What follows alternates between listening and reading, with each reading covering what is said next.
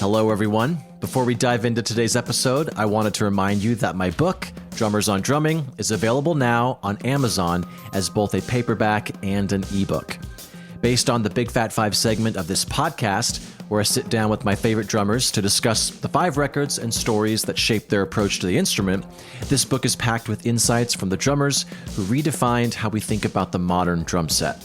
You can grab your copy now by checking the link in this episode's show notes or simply searching Drummers on Drumming on Amazon. So thank you for all the support, and now let's get into the show.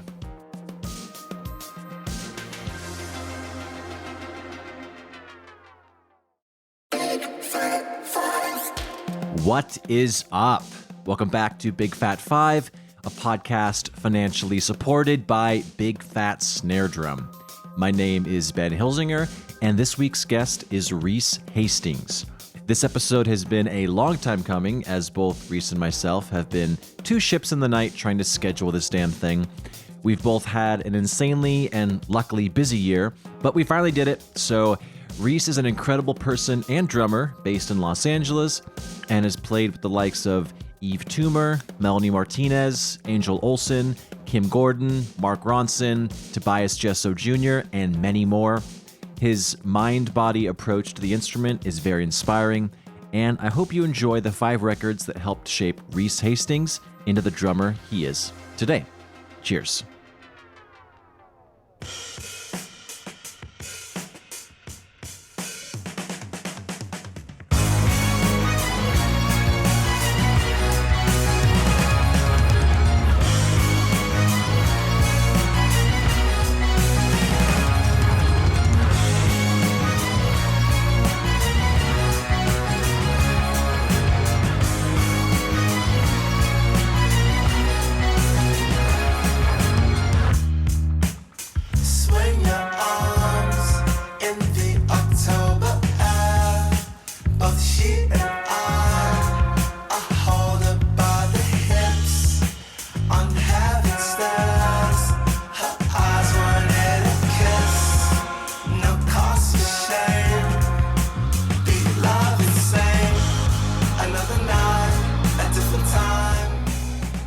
It's so great to finally meet you. I appreciate you working around all my scheduling conflicts. But like I said, I was grateful for the additional time to ponder these 5 because it just feels like an impossibility.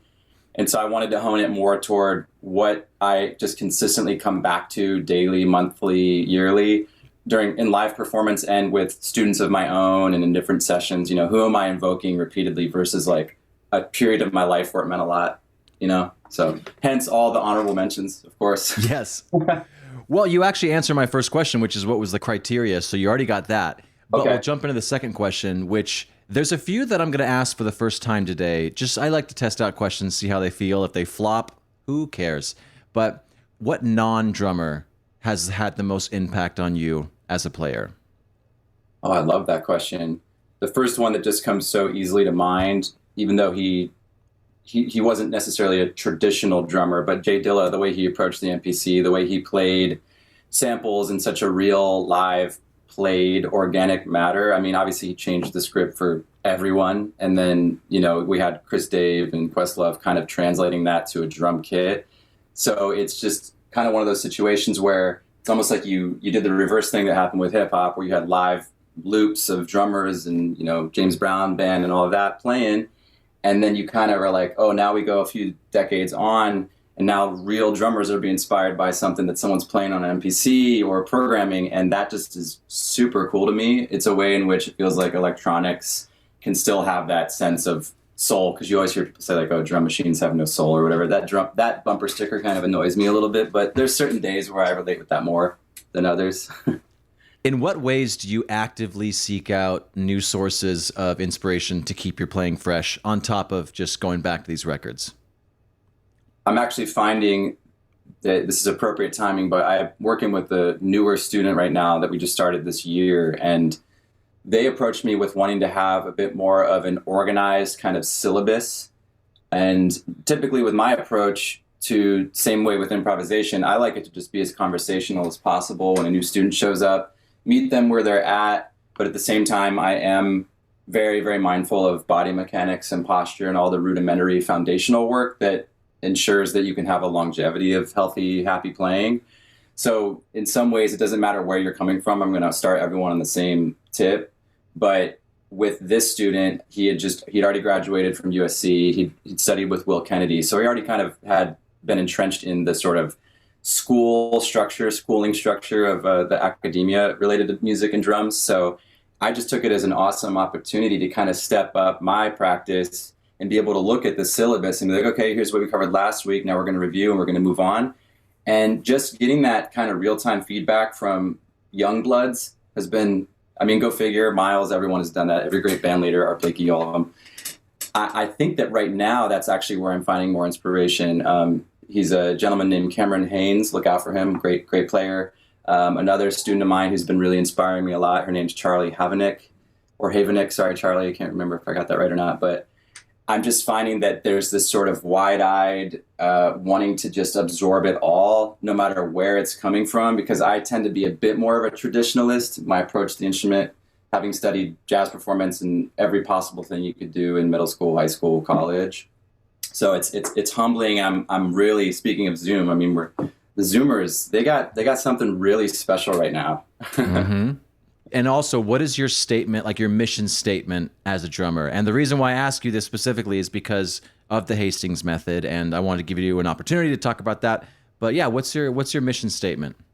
I have one that kind of tends to change a bit, but if you just take a peek at the website under Hastings method, it kind of spells it out. But I guess the elevator pitch would just be that it's a holistic guide for the contemporary working drummer. Sounds kind of like a mouthful. I know holistic is almost overused at this point, but I can't untether my lifestyle from my instrument. So I approach my instrument in an athletic sense, both when I'm going into a practice session or into a recording session, especially on tour. I'm warming up for an hour on my reflex pad every single night before the show. When I'm home and on the road, I have a 60-minute routine on the yoga mat where I'm essentially doing what I call yogic stretching. And over the course of my flow, I'm incorporating sets of push-ups and core, toe touches and crunches, etc.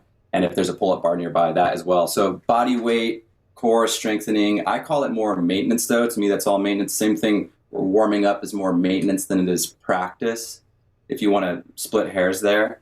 But everything that you learn behind the instrument, you should be able to apply to everyday life, and vice versa. Every great valuable lesson that I observe in the streets with real people or communing outside of a traditionally musical context, I want to then be able to apply that to the drums as well.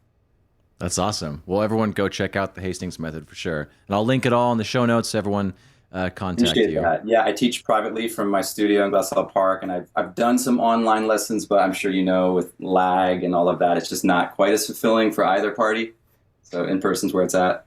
Agreed. I'll just say that. So let's just hop into your top 5.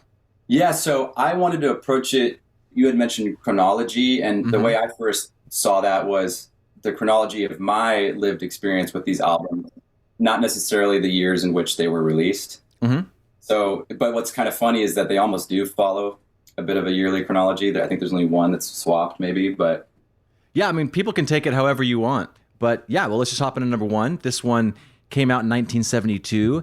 Egi Bamyasi, the artist is Can. The album is Egi Bamyasi.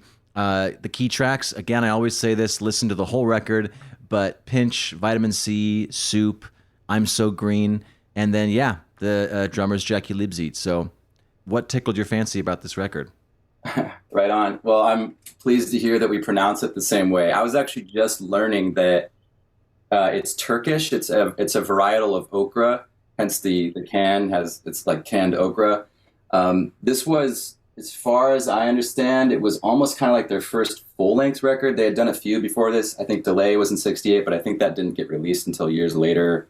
But I initially had one of my honorable mentions in this spot. But when I first heard this record, I was completely floored, especially having to kind of, I guess, give a little bit of context. Growing up in a very small town in Ohio that was like 99% white, 20,000 people.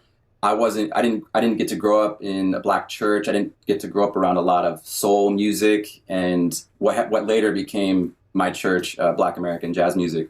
But from an early age, it was kind of just whatever was around. So, of course, like Buddy Rich and Mitch Mitchell were kind of the first on the radar, John Bonham, of course. And then within that idiom, if you will, Jackie Leibsy really popped out, almost as if he took the Clyde Stubblefield kind of thing and just slowed it down, sort of the way DJ Screw, like chopped and screwed and slowed everything down to Jackie wasn't slowing it down quite that far, but he just had this sweet spot of being able to play incredibly soulfully while also keeping that wide-eyed, childlike approach to the instrument where it was almost like anything goes. And as a group, that was kind of their essence. They would do 20 minutes to 3-hour jams, and the records were essentially compiled of like little 10-minute sections or 5-minute sections that they'd splice together.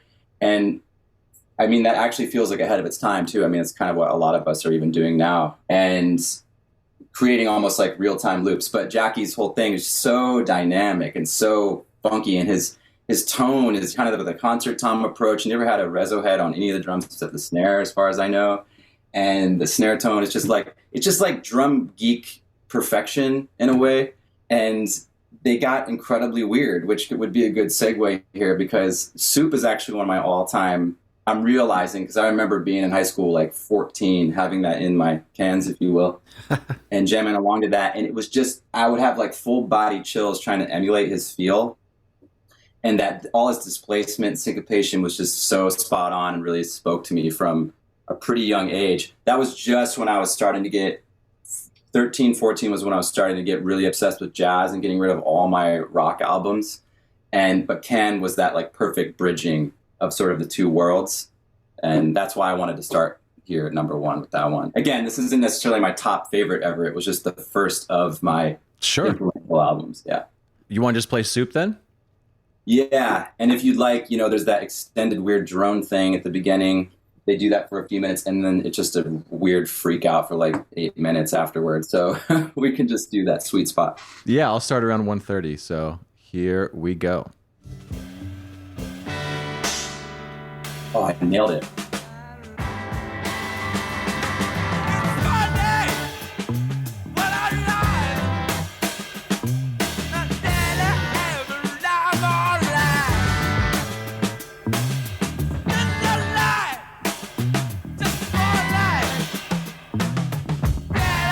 Those toms sound great, yeah.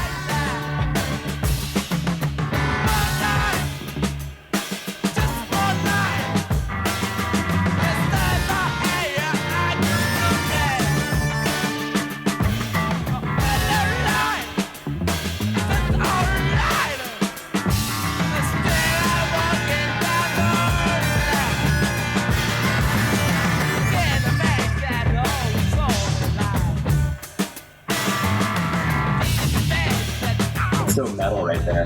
The guitar tone.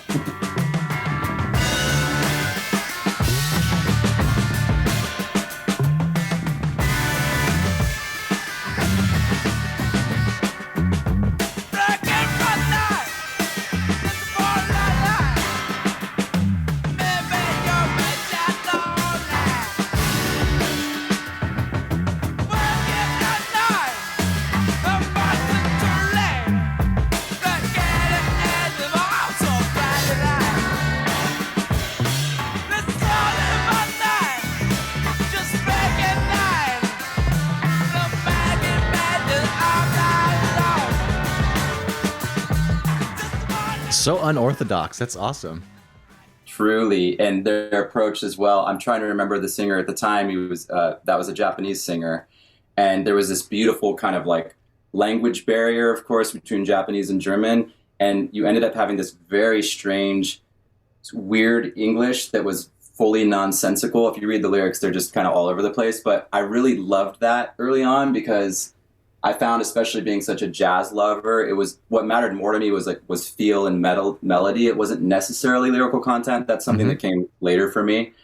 So yeah, it's just so left of center, but also very playful. There's a few more straight ahead on there, of course, like Vitamin C is like everyone freaks out over that one always. But I'm So Green, that it's just very, very tight pocket. And Jackie's, the drum tones are flawless. The simple tones, that dry, smoky thing that I'm obsessed with, like, kind of covers it all, really. Yeah, wow. So I mean, I'll be honest. Like, I know Jackie's playing, but I don't know the lineage of Can that much. So they had multiple singers. At one point, they had a Japanese singer. Yeah, I think if I'm not mistaken, he was the first. Here I go. I can't resist myself. I have to. Please do. Yeah. Yeah, Damo Suzuki. I actually knew that was his name. Scout's honor. I just I actually haven't listened to Can in a minute, which was another fun element of this podcast. Was it had me, taking a step back in time a little bit, but all that to say, I still find that Jackie's playing is a regular muse of mine. It's sort of osmosis. I think with any of our heroes, you're not even necessarily conscious of the fact that, ooh, this feels like Jackie. It's just, his essence is in the room, Yeah, and I had Jason Mergur on the show, and he was saying, and I keep saying I'm going to get it, but I guess Jackie put out a book where he was talking about, like, he created his own version of notation that he tries to explain in the book, but it's all Jackie. That's very surface level because that's all I really know about it. But Jason was like, you should check it out if you're a fan of Jackie. So yeah, you're reminding me that I've also heard that same thing, because I remember thinking at the time, oh, that makes sense. His approach is so left of center. It makes sense that he would try to not reinvent notation, but do it in his own way. I love that. We got. Let's be accountability partners to check that book out. I'll text you. All right. Please do. Yeah. All right. So number 2, the album is Speak No Evil. The artist is Wayne Shorter. Release year's 1966. Key tracks: Witch Hunt, such a good song. Fee Fi Fo Fum, Dance Cadaverous. Whole record's great. Drummer is Mr. Elvin Jones. So yeah, take it away. Where were you, and who showed it to you? All that jazz. This one is really, really special to me. It highlights one of the most pivotal turning points in what would be like basically a fork in the road of what style I would pursue. But shouts to Adam Crisco actually too, because I saw a little clip of y'all's interview and we both pretty much had the same experience with this record. I don't want to speak to that extent, but I know that Witch Hunt, we equally are just that lead into Wayne's solo is, I mean, the shot heard around the world always. But when I was about 14 or 15, I think I had just gotten a permit to drive. Maybe I would go to my high school on Saturday mornings and study privately with my drum instructor, Steve Barry. Shouts to Steve, my hero. He was our drumline teacher, leader, as well as extracurricularly, he took me under his wing as a private student. And I'd go in on Saturday mornings, like after I had breakfast, 10 a.m., which felt like a big deal at the time. And he would bring, essentially, he had all of these cassettes that he had dubbed from vinyl sometime in the 80s when he was in college. And actually, one of them was this incredible lecture with Art Blakey in like 87 in Columbus at a university. And it's just, I'll have to digitize it and send it to you. It's incredible. Please do, yeah. But I remember it was probably one of our first sessions. We kind of just jumped right into it. And he said, hey, I want to show you something. And I want you to listen very closely to it. And I want you to absorb it. And I want you to learn it. And I want you to transcribe it. And I did all of those things except transcribe. And I bet Adam transcribed it. I'm sure he did. But I just still have found Elvin to be the touchstone that consistently, I just am reminded every time I put him on that he's my all-time favorite. I really just don't think there's any denying that. And even if I approach that style not as often these days as I used to, it's still such a through line to my experience with the instrument. But Steve cues up Witch Hunt, and I'm like getting chills. And I think what he did was he sat down first and kind of did a little play along with it, regardless of whether it was that track or not. I remember watching Steve sit at the drum, little bebop kid. It was the first time I ever witnessed anyone play bebop approach to the instrument. And I was like gritting my teeth watching him play. And I thought, that's what I want to do. Right there, it's the hippest shit I had ever heard. That's what I want to do. So then he puts on Elvin, which takes bebop and totally throws it on its head, revolutionizes the whole instrument, to say the least. And yeah, this track, the start of the album, of course, but it's an incredibly important, spiritual touchstone for me, this one. So absolutely. Here's Witch Hunt.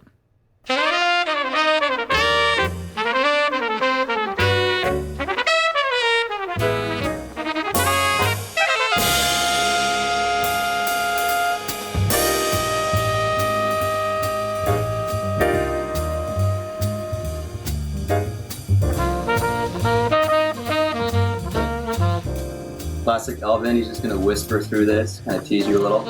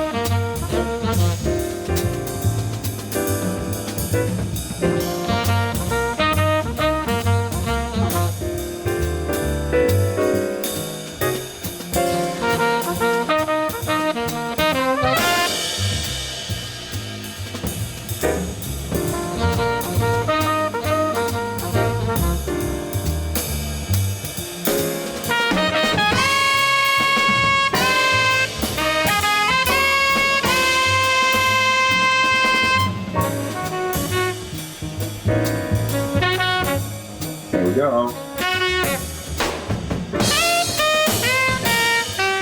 It's such a simple fill, but the way that he is able to stretch time, that's the thing about Elvin. His elasticity, his rolling like ovular eighth note triplet is just the hippest thing ever, and also unconventional. And he was all about like not trying to be boxed in by technique and classical approach and all of that. So, and he didn't need the sort of showmanship flair that like, you know, Gene Krupa, et cetera, relied on. No shade, but Elvin's was all in the pudding, you know? And I just also, he was completely misunderstood until Coltrane took him in. And then he and Train, you know, revolutionized American music over and over. But it always kind of blows my mind that up until Train, people didn't understand Elvin's playing. And then after that, it was like, oh, this is the new norm. This is like sorry, not the new norm necessarily, but the new North Star. It's what we're all chasing now. Yeah, incredible. All right, so number 3, Miles Smiles. The artist is Miles Davis, of course. The release year is 1967. Key tracks: Footprints, Dolores, Freedom Jazz Dance, Gingerbread Boy. Artist, or the drummer, artist, but the artist / drummer is Tony Williams. So take it away. Tony.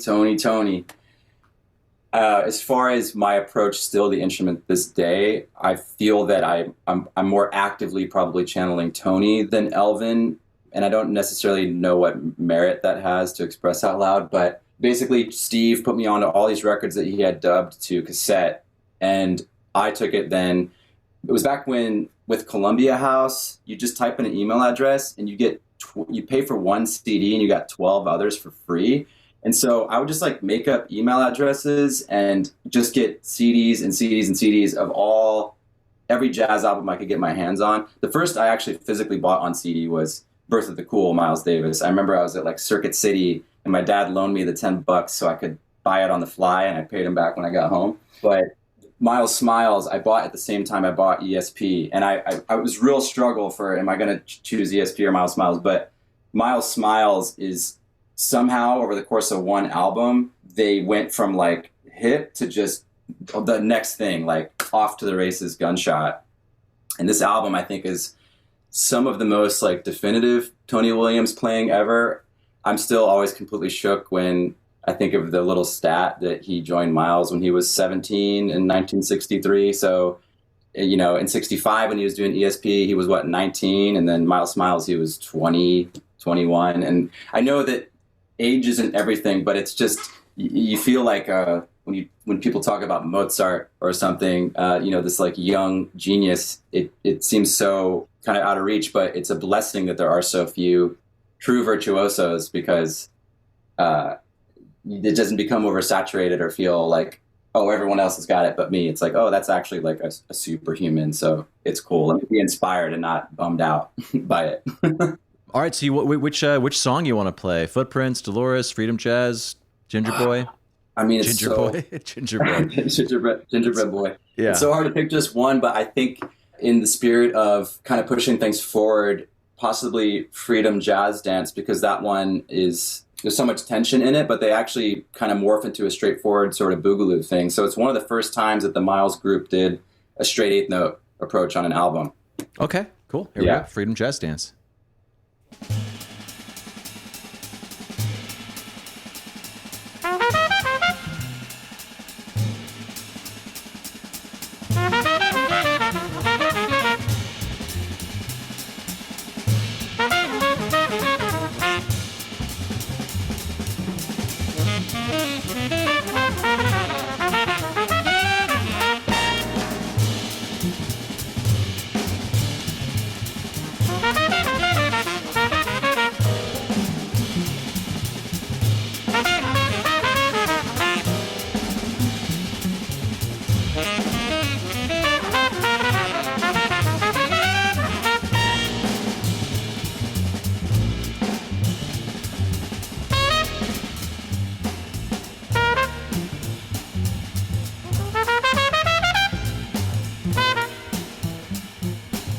You almost get a hint at a backbeat here now.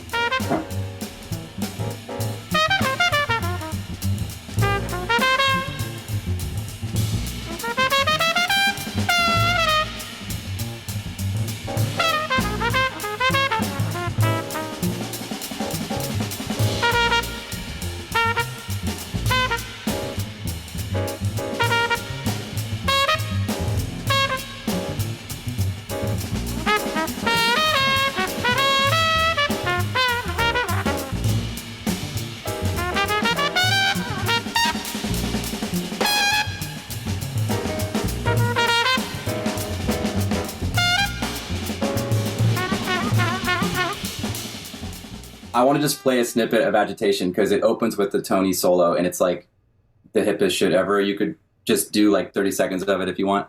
All right, here's Agitation. Here we go.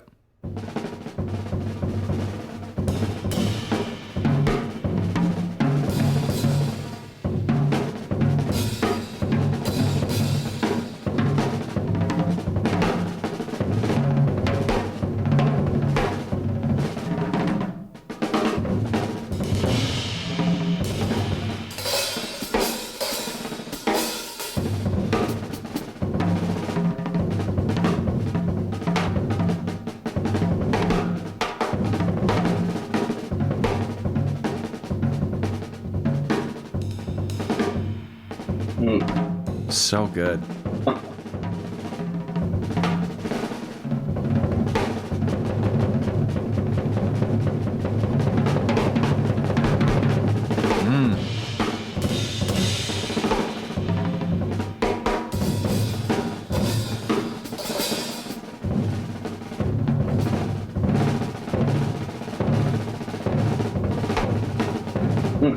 I've never heard this before. This is great. Oh damn. Fresh out of high school. He was 18, probably 19.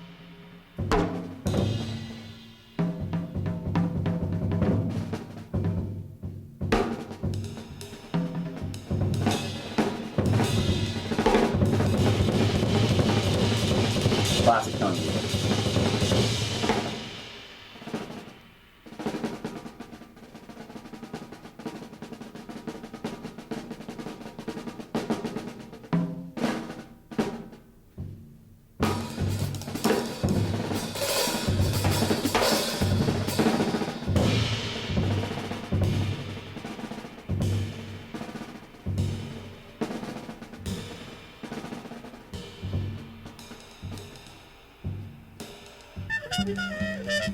And then they just whisper in like that.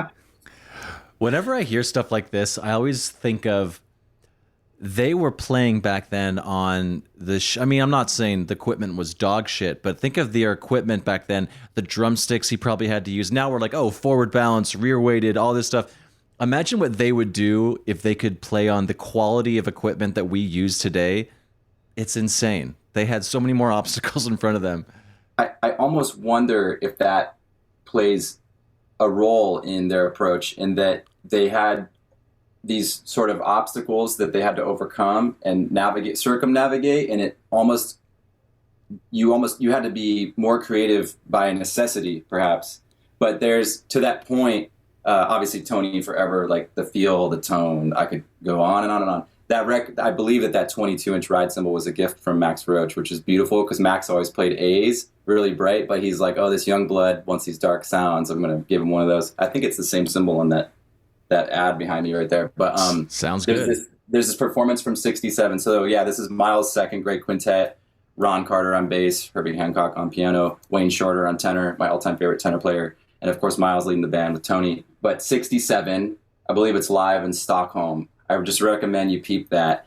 Is on the wooden floor of an old theater, no drum rug. He's got the old Gretsch floating action pedals and hi-hat stand. It's possible it's actually not Gretsch because he was in Europe, but hi-hat stand's flying all over the place. He's catching it, pulling it in with his foot, playing it just absolutely blazing tempos, because by the year Miles Smiles came out, I believe in '67, that was the year where they started really, really pushing tempos, and every night Miles never wanted to play at the same tempo as last night. It's just like forward, forward, forward. But when you got these young bloods, you know, that are like scorching underneath it, lighting that fire, it was just like some of the greatest chemistry in all of live music. So, all right, number 4, the album is I Want You. The artist is Marvin Gaye.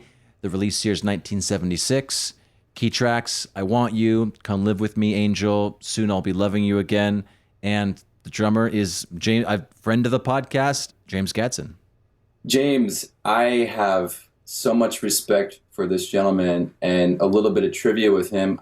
If I'm not mistaken, sorry, all the drum nerds, I feel like he came up in Kansas City, somewhere in the Midwest, and he came up playing straight ahead jazz. And he came out to LA in I believe the late 60s, and was doing some jazz gigs, but wasn't really making it happen for himself. And I can't remember whose advice he took, but essentially they're like, hey man, look, you got to learn how to play R&B to make it in this world now, when you're competing with, Capitol and the Wrecking Crew, Earl Palmer, all that. Like, you got to be able to like have those chops. So I guess he went back home and just went in the woodshed for a few years, came back out. He's immediately playing on the Bill Withers records. He's playing with Marvin Gaye, later playing with Aretha. I mean, and what's so incredible about him, he's like the most humble cat ever, and I'm sure that you encountered this with him, but I remember seeing one interview with him where they asked him, hey, how did you end up playing with all these iconic artists and being on some of the most, recorded and sampled tunes of all time? And he goes, it wasn't me, it was the good Lord. And I'm like, damn, that's when I really feel, having grown up in a church when I was younger, that's when you actually can kind of feel like you can almost see the Holy Ghost, however you prefer to think of your God or your spirit. When you see it translated through someone like him, who's one of the greatest, one of the most influential, and it's just, I remember that, the interview kind of gave me chills, and I was like, damn, because that humility, because that's not a very common trait of drummers, especially with it being such a flashy sort of sportsmanship, outdo your neighbor kind of instrument, or it can be rather. I think there's a lot of responsibility in that. That's why I feel like restraint is even kind of more powerful in a way. But speaking to that, Gadsden was always just straight ahead, the most tasteful, well-timed fills. And I find that I reference him every single drum lesson that I've taught in the past 10 years probably. So for what that's worth. Yeah, when I asked him, I was hoping to get some, I don't know what I was hoping, to be honest, but I asked him how he got so good with those clean 16ths on the right, and he just said, relax. And I was like, all right, noted. He's a man of very few words when it comes to giving advice like that, and and I'm fine with it. I am too. Yeah. If you don't mind my sharing a little anecdote? Please. I'll keep names out of this, but I was working with a student several years ago who reached out to James about a lesson. I think James had or has a home studio in Venice or Santa Monica, if I'm not mistaken. But yeah, it's in the West Side somewhere, yeah. Yeah, and so my friend shows up, and James sits down across from my friend and just says, all right, play for me. My friend starts to play. A few minutes in, James just doesn't say a word, just stands up, walks out the room, comes back a few minutes later with a cup of coffee, sits back down again, waits for my friend to stop playing, and goes, you already know how to play the drums. Why'd you come to see me? Yeah. Sometimes I truly think he doesn't know how good he is, though, because he just, in his mind, he's like, I don't know. Like you said, I got lucky, God is involved, and I relaxed and just, right time. But I'm like, no, dude, you're a legend. Just, Yeah. Which makes him all the more special to me. Mm-hmm. It's kind of that whole like, oh, don't meet your heroes. And then you actually maybe stumble across one when you're out, and it ends up being, wow, this person's so rooted and down to earth. No wonder their playing feels so godly or feels so powerful in that regard. One that just always hits is Come Live With Me, Angel. And something I love so much of that, we were just talking about those clean 16ths. Mm-hmm. But he's able to just ever so slightly infuse that swing.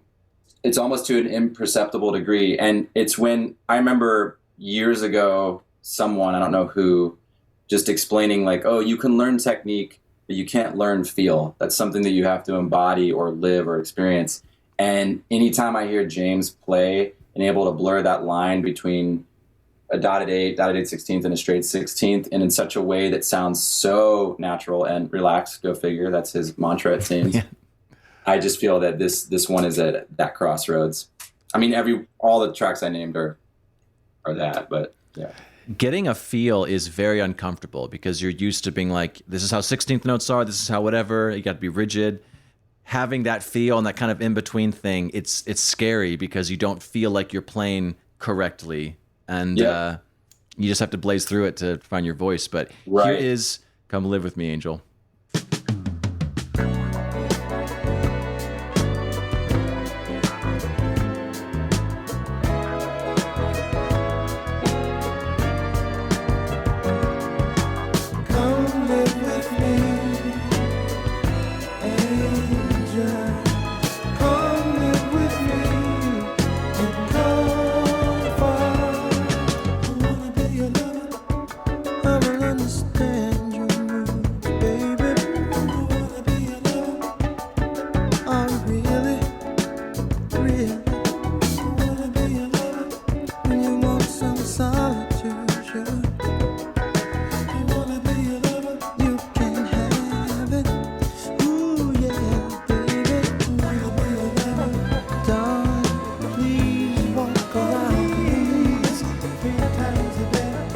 So I can get you, baby. I want to be true.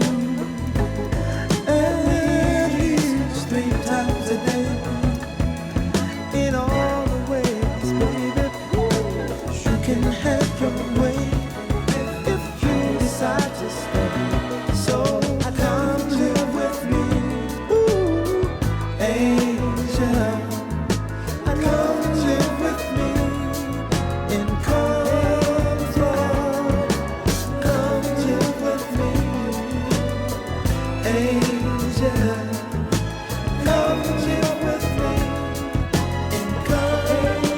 I gotta go snack this record. That's great. All right, so last one, and we'll mention your honorable mentions. But album Siamese Dream. Artist is Smashing Pumpkins. Release year's 1993. The key tracks: Cherub Rock, Quiet, Geek USA, all that. And the drummer is Jimmy Chamberlin. So take it away. Also, another people are listening. I'm not just name dropping to sound cool, but I want people to continue going down these rabbit holes. Jimmy was also a somewhat recent guest on the podcast. Go listen to his episode, but take it away. Well, I'm going to be listening to that as soon as we get off today. It's a good one. His choices are insane. Very Jimmy, of course. I'm sure. Jimmy, I'm sure he didn't share the story because he strikes me as a bit more humble than that. But from what I understand, in the early days when they were forming in Chicago, Billy's parents came to like a rehearsal or a little gig or something, a very small local gig. Of course, it was Darcy on bass and Jimmy and James E. Hogg on guitar. It was the original lineup, and they played some tunes. And afterwards, I'm almost certain it was Billy's dad or mom, which makes the story like especially great. But they essentially pull him aside. They go, "Yeah, you know that band, like pretty good, but that drummer, you can never let go of him." And it's interesting because despite the tensions that did end up arising in the late 90s with them and them kind of splitting ways for a while, it's so beautiful to have seen it come full circle. And now it's still Billy and Jimmy from the OG lineup doing it with sort of a revolving cast. But Jimmy was like a bit of a late bloomer for me. Like I of course, first was exposed to the Pumpkins and must have been maybe freshman year of high school or 8th grade. And just kind of similar thing that happened with Nirvana, where by the time I kind of was put onto them, I was already exploring jazz, and this is sort of more what I thought was a more nuanced approach to the instrument. So it wasn't until my early to mid 20s that I started to really appreciate Dave Grohl and Jimmy Chamberlain. Wildly different drummers. I'm not trying to compare them in any way. But with Jimmy, I'm finding that with the artists that I've been touring with predominantly the past few years, Yves Tumor, big hero of mine, love you Shanti, I find that Jimmy is kind of that perfect middle ground, being such a jazz student of the instrument, so in touch with the nuances and the arrangement of the drum kit, this sort of a orchestral approach to the instrument that I really admire. And actually, when I was on tour with Yves Tumor earlier this year, I had a day off. It was pissing rain in Madrid, and I was like, I'm just going to geek out on some YouTube videos, because luckily it was one of the newer TVs where you can screen mirror your YouTube so you can just kick back in the bed and like feel like you're actually watching some good shit. I was just going through some Jimmy Chamberlain interviews, and there was one from even just a couple of years ago that I was really stoked on, because he had switched to Istanbul Agop, which I am so very deeply honored to be a part of their team on their roster. It's definitely a boyhood dream come true, along with CNC drums. Shout out to Jake and Scott. Love you guys. I was so stoked that he had endorsed Agop. I was so moved by he uses a 20-inch cymbal that's a crash, but he's able to ride. He has such a delicate touch that he's able to ride it without washing it out, which is just mind-boggling to me, given the power that he approaches that instrument with. And so there's this combo of power and grace. But I was so moved to hear, since his sobriety, he's certainly taken on more of a holistic, plant-based life. He's deep into his meditation practice and yoga. My understanding from one of his interviews was that he does like 40 minutes of breath work before performance, which I thought was beautiful. Just an incredibly grounded, healthy lifestyle and way to approach the instrument. And so also shouts to Jimmy from a lifestyle standpoint I look at him as something that feels possible, that feels doable. And it's right along with my pursuit of wanting to keep my body mechanics a priority and stay in shape and keep my running routine and my cardio and my body weight exercises. So I feel like Jimmy is just like this perfect playground of a jazz nerd who ended up in a rock band and really wants to have a very musical approach to the instrument and wants to be able to play at a very high level for his whole life. Family man too, from what I understand. So race car driver. I mean, he's right. How did I forget that? Yeah. Just talking to him. I'm excited for you to listen to that episode, because his approach on just how he meets the instrument every day and how the relationship on doesn't overanalyze how each day feels, and it's different. And anyways, go check it out. His choices are really, he turned me on to Captain Beyond. Love them now. Oh, wow. It's, he has some cool choices. You definitely see where he even admits, he's like, if you listen, I almost don't want to say these because you're going to be like, oh, wow, Jimmy's just ripping off all these other records. But so humble. Yeah, exactly.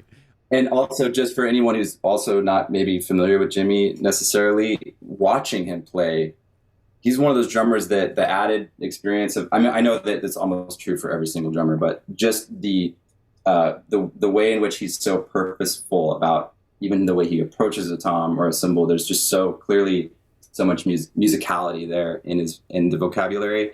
And when you see how many drums and cymbals he has too, you're almost like, how are you even using these, or how are you applying them in a way that makes musical sense? And somehow just these orchestrations are so beautiful. But so which song do you want to listen to?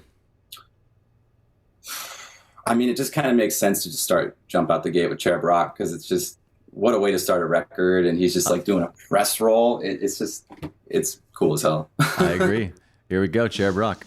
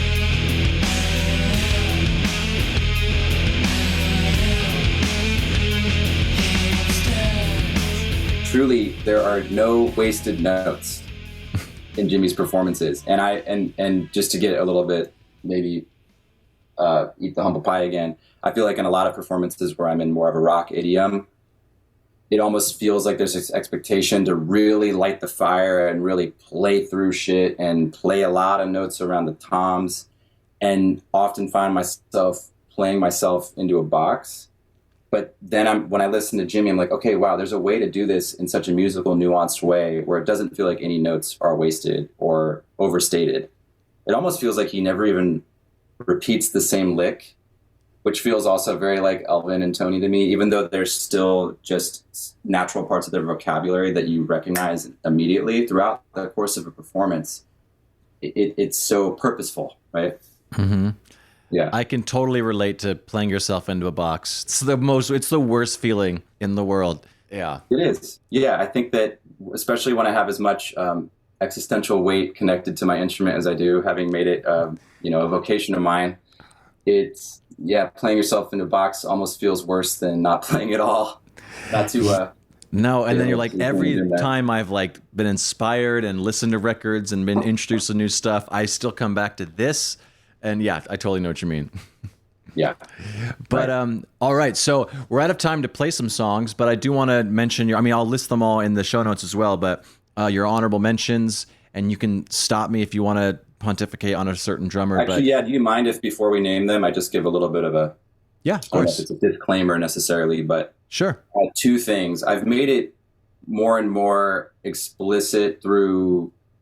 whether it be online or one-on-one with students or just in private conversation, that I genuinely feel that what I'm doing at the instrument is intended more as an homage to my heroes, and specifically in this regard, Black American music, that I've found to be the most important art form that I've ever personally encountered and meshed myself in.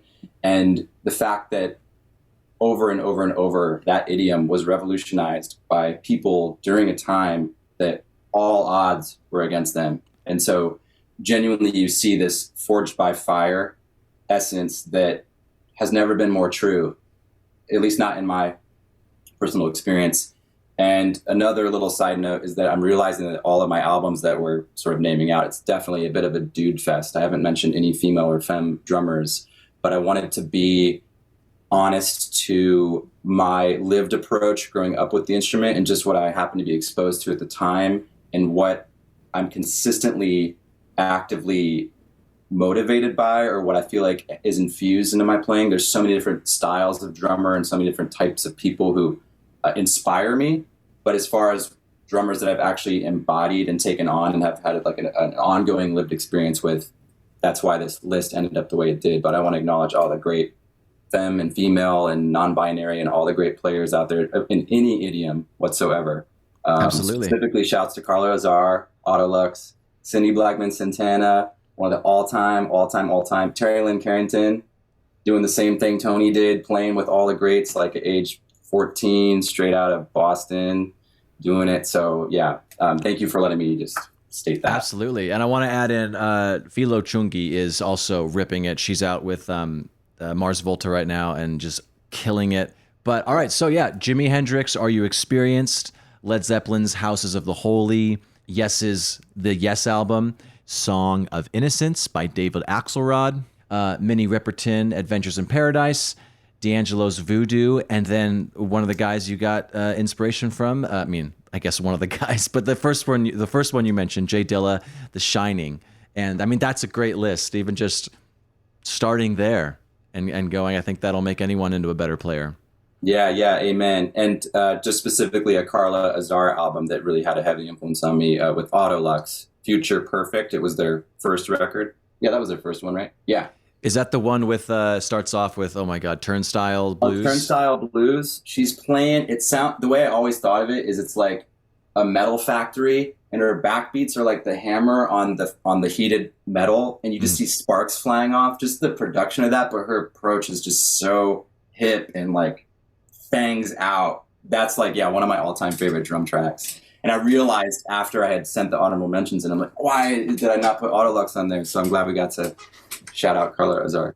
Those first two, by the way, Jimi Hendrix Are You Experienced, that was one of 3 vinyls that my dad hung on to, like from college. He'd sold all the rest. And so from age 11 or 12, I was spinning that one over and over and over and over. And so it just makes sense that Mitch was such an early influence on mine. And the approach that all the drums are so wide open. It's very kind of nasty and lo-fi. It's very cool. And Manic Depression alone is just like a drum solo the entire track. And then Houses of the Holy, that one always hits me around the holidays because 8th grade Christmas, I had that one on repeat, all day long. And in the morning, it was still dark out and I'd walk to the bus. It'd be like a full moon and just snow-covered landscape. And I'd have my little Discman with Houses of the Holy, like walking down and get on the back of the bus above the heater. And just that's such a nostalgic record for me. But speaking of no wasted notes, I mean, Bonham on that, the fills are just so, you can sing every single one of them. And I've actually played it on repeat the last couple nights on vinyl in preparation for this. It's just, you just smile every time, and you always know exactly what he's going to do in the best way, Absolutely. Yeah. And that David Axelrod record, a lot of the drum parts are so simple, but they're so perfect, and they just fucking flow. Earl Palmer, an OG, man, he helped literally create rock and roll, on early recordings. I believe he did some with Little Richard, Chuck Berry, if I'm not mistaken. I mean, he's like one of the most recorded drummers of all time. But then when he was with the Wrecking Crew at Capitol, mid-'60s on, it was like Hal Blaine was doing the kind of like straight ahead pop thing. And then Earl was like, let me bring in the sauce and like really kick your ass. And with Earl and Carol Kay together, I think is like one of my all-time favorite rhythm sections. Talk about tone queen for sure. But Earl, for him to have been such a rock and roll OG and then to have gotten onto the vanguard and play so incredibly hiply on that album. I mean, everything he played on, but especially the way the drums are recorded on that. There's such a beautiful mix, and some of his solos on that are just so beautiful and musical. He's just hip as hell. I love Earl. Yeah, and I've heard stories of Jim Gordon when he first moved to LA. Earl saw something in him, and he would just have him just sit behind him, and Jim would just watch Earl play, and then of course Jim became Jim. But I think just digesting Earl's playing was a huge part of that. That was it. And I think at the time Earl was doing, I read the staggering number, like he was doing like 400 sessions a year or something. So like obviously more than 2 a day. And Jim kind of became his sort of understudy and took on sessions that Earl wasn't available for. And Jim, and also with Bill Bruford, two of the guys who could bring that soul and that musicality, but also felt like they were paying homage to the heroes, but developing a very distinct voice of their own. But Jim on Adventures in Paradise, that's my all-time favorite Minnie Riperton album. His playing on that is so incredibly musical. The drums are just like, that's like the chef's kiss of analog recordings, mid-'70s. What's the record? The album. Minnie Riperton, Adventures in Paradise. Minnie Riperton. Okay, I don't think I know that one. Minnie Riperton, Adventures in Paradise. She's on a couch with a lion, and it's just like, yeah, Jim's playing on that is just so incredibly brilliant, and it always breaks my heart to know the way that things kind of turned out for him. You just never know. I mean, genius can come out of anywhere, and it can leave at any time too. I know. I wish. No, I know. I wish he was. I mean, he was in a time when he was able to do that kind of music that was so perfect for that time period for him. But I wish he was around a time when maybe mental health was a little more easily talked about, and maybe he could have gotten some help when back then maybe he felt like he couldn't. So yeah, there's a tragedy in a lot of ways for sure. Right. And kind of to that point, it is a blessing as well to live in a time where more and more folks feel like they have access to express themselves on the drum. Because again, with it being such like a boys' sport for so long, there was a kind of this browbeating kind of one-upmanship, and I think a lot of people just felt sort of intimidated or like they weren't welcome at the table. And so I'm just so stoked that there's more and more room at the table for everyone, as there always should have been. So to speak to that point with Jim, yeah, I'm happy to see things moving in the direction they are. Absolutely, in that regard. Amen. Well, I want people to be able to find you. I mean, obviously, all the links you've talked about are going to be in the show notes. But if people do want to go check you out, your website, check out just you. Yeah, give yourself platforms yours, and then I'll let you go. I appreciate you, man. Yeah, I was Yeah. a little bashful about maybe overstaying my welcome. 'Cause I No, was no, like, no, I could no. do this I for feel 10 bad on keeping hours, you. man. Yeah, no, yeah. Well, I spent over half the year on the road with Yves Tumor this year, and I'm very happy to say it was definitely our most successful run yet. For me personally, more career highlights in one tour than I've ever encountered. So I just feel incredibly blessed and grateful and honored to work with that team and pull off shows of such a high caliber. It really means a lot to me. Incredibly humbling. My website is just Rhys, RHYS Hastings.com. And my IG is my only social media platform, but it's at Rhys, RHYS __ Hastings. Next year, still mapping that out. It tends to be the case with freelance, but Me too. I know for me personally, there's a lot of festival dates on the books, which I'm excited about. I always love playing festivals, and at least a few runs coming up in probably late spring to start. So I'm going to have a little bit of a breather where I'm going to be focusing on a little bit of time here in LA, and actually moving house for the first time in 12 years too, which I'm really excited about. Well, shit, man. This was awesome, dude. Thank you so much. I loved all your choices. I definitely want to check out that more of that Marvin Gaye record. I really didn't know how awesome that was. Let's checking it out before we got on. Oh man, I mean the title track alone. But on the remastered deluxe edition, there's an instrumental only version. I can't remember exactly what it's called. Maybe it's called like Intro Jam or something, but they've mixed his drums up even hotter. Oh, and shit. I remember showing a friend that for the first time. We were driving through like Toluca Lake and he was just on fire. He was losing it. So yeah, dig into that one. All right, man. Well, I'll let you go, man, but this was so fun. Awesome. Thanks again, Ben. I'm stoked, man. I appreciate you having me. It's an honor.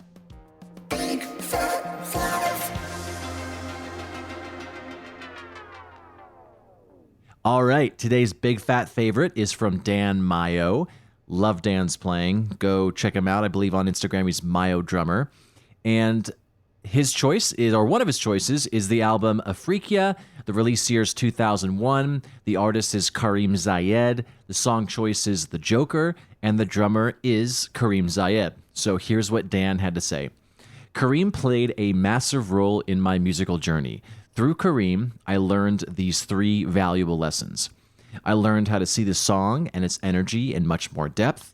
I learned how to be its guide, to see where the final destination is, and to take the band there smartly and organically while still supporting the musicians. They can fly away, but my role as a drummer is to fly with them as far as they want while knowing where we are going and how to return to the track. I also discovered how to free myself from the 1 on the kick drum through Karim. I feel comfortable floating in the music while my internal 1 is stronger than ever. I also learned the ability to play freely over odd time signatures and not to let it be an issue while playing it. It should feel like 4/4, natural. There's no need to play the 1 every bar. Just feel the internal clave and sail away. All right, here is The Joker by Karim Zayed.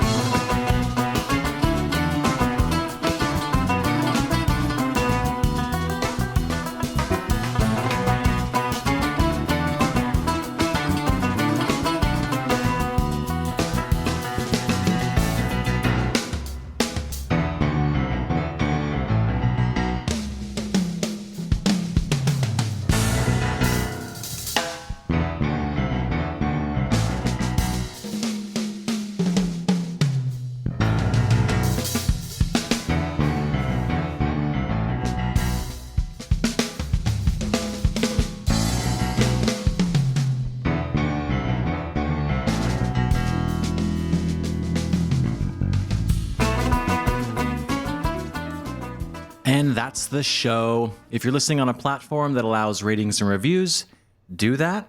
It helps more people find the show, so it'll get bigger and better, and hopefully I'll have a chance to sell out one day. But you'll be an OG listener that can brag to all your friends. Anyways, why don't you go and check us out at bigfatsnaredrum.com and follow us on all the socials. Just search for Big Fat Snare Drum and you will find us. The show is edited in part using iZotope RX Audio Editor. It's amazing, so go check that out at iZotope.com. And thanks again to Gunnar Olsen for the theme music. Bye!